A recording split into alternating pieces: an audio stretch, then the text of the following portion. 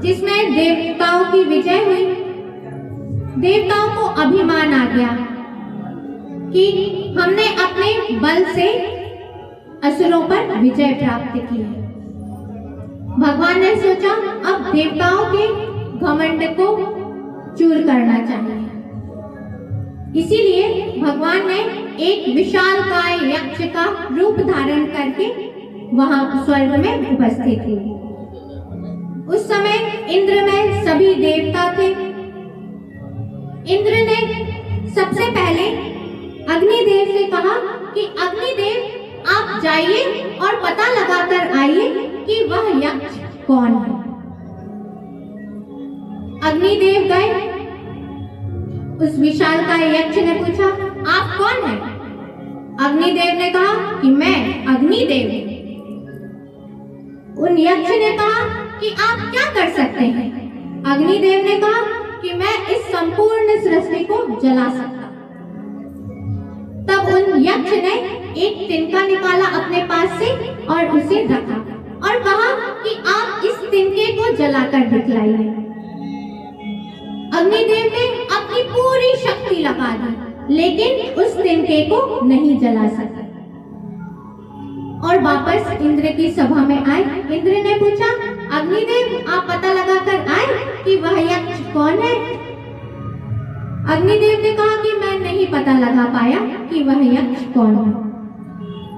फिर वायुदेव से कहा कि वायुदेव अब आप जाइए, आप पता लगाकर आइए कि वह यक्ष कौन है। वायुदेव गए और यक्ष ने फिर वही प्रश्न किया कि आप कौन हैं? वायुदेव ने कहा कि मैं वायुदेव हूं। आप क्या कर सकते हैं? वायुदेव ने कहा कि मैं इस पूरी सृष्टि को उड़ा सकता हूँ, इतनी शक्ति है मुझे। फिर यक्ष ने फिर वही तिनका दिया और कहा कि अब आप इस तिनके को उड़ाकर दिखलाइए। वायुदेव ने अपनी पूरी शक्ति लगा दी, लेकिन उस तिनके को नहीं उड़ा पाए और इंद्र की सभा में पहुंचे। इंद्र ने पूछा कि वायुदेव आप पता लगाकर आए कि वह यक्ष कौन है? वायुदेव ने भी कहा कि मैं नहीं पता लगा पाया कि वह यक्ष कौन है।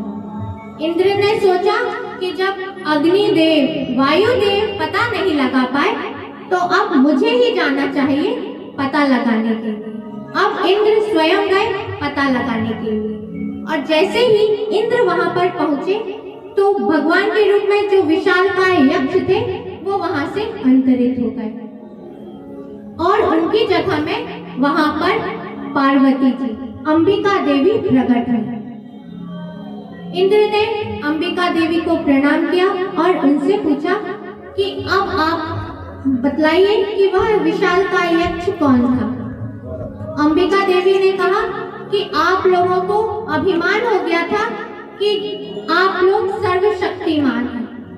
भगवान की शक्ति के बिना किसी के पास भी यह शक्ति नहीं है कि वह कुछ कार्य कर सके। इस शरीर में भी जो शक्ति है वह भगवान की ही शक्ति है। यदि भगवान इस शरीर से निकल जाए तो सभी इंद्रियां होते हुए भी कोई कार्य नहीं कर सकते।